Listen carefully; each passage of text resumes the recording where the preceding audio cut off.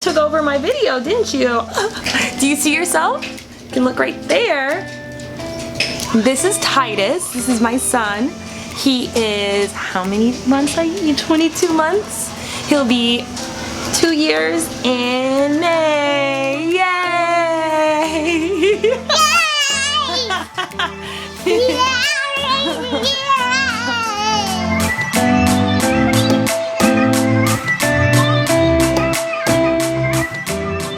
Welcome back to my channel and thank you for joining me on Mommy Monday. Today we're going to be talking about postpartum hair loss, and this is a topic that has touched me personally. After giving birth to my son Titus, I had significant hair loss, and so it was very traumatic, and so I am here to talk to you about my experience with it and give you some advice and words of encouragement as well as some tips to get through this very trying process.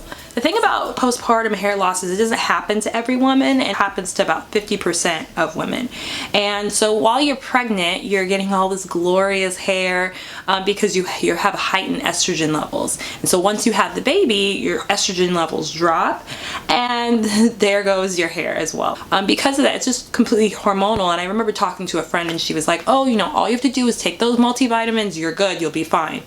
And sure enough, I was that person who lost a lot of my hair. So what I did, and mind you, this is a weave, so don't think that this is like the product of it, but my edges are out so you see what's going on. So what happened was when I first had him, you know, so I got a perm. That was fine, like my hair was fine, but then I was just kind of doing wash and goes. And my hair is not that type to be doing wash and goes. It was looking crazy. At the time, I wouldn't really comb my hair out. I kid you not. I would wash it and then I wouldn't comb it out and I would just put a whole bunch of conditioner. I thought the conditioner would kind of like take care of everything, and I did see a little shedding, so I wasn't really worried about it. And I was taking my multivitamins because I was still nursing and everything. One day I was like, Bianca, okay, it's starting to look a little dreadlocky, like you need to get your life and comb it out. My friends were coming to the house and I was putting my hair in a bun. I was like, whatever, let's just put this ish in a bun and keep it moving. I put it up in a bun.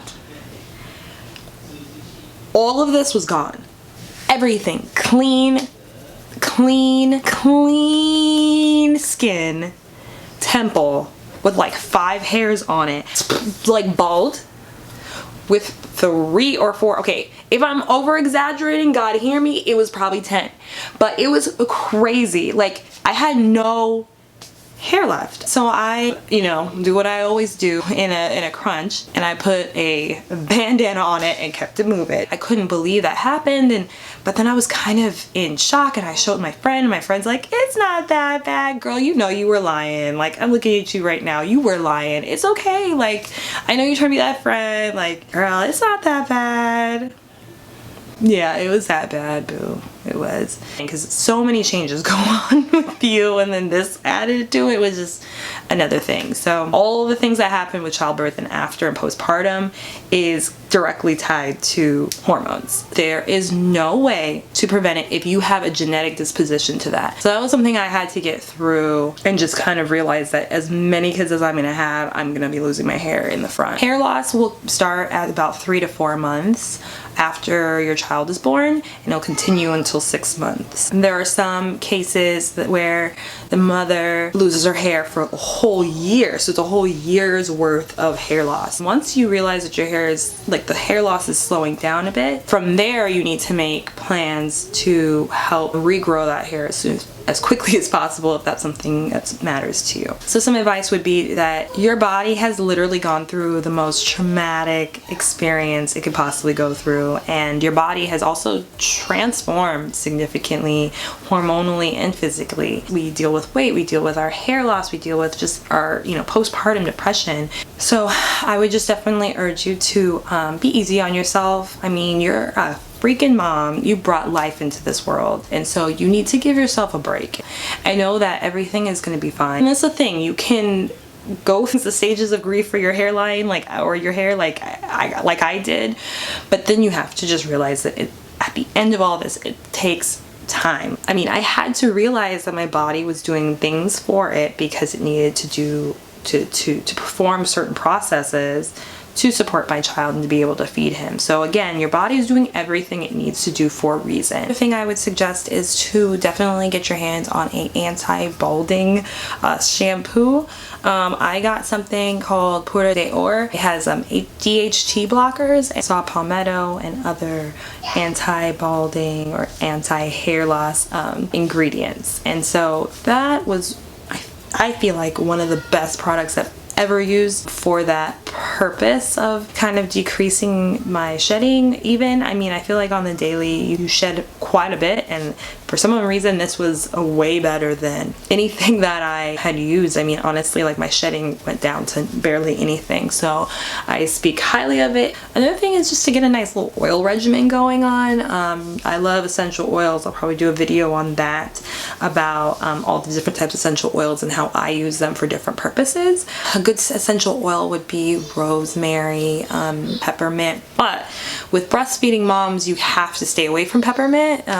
So again, I would say rosemary oil would be a very good one. But if you're not breastfeeding anymore, go ahead and use your peppermint oil. I'd put some rosemary in like olive oil or coconut oil or whatever oils you have, and I just massage it into my scalp. So I would just do that, you know, nightly. I also liked vitamin E oil. You can just get it from the capsules from the store and just put a needle in it, squeeze it out, do that. You can also do pumpkin seed oil.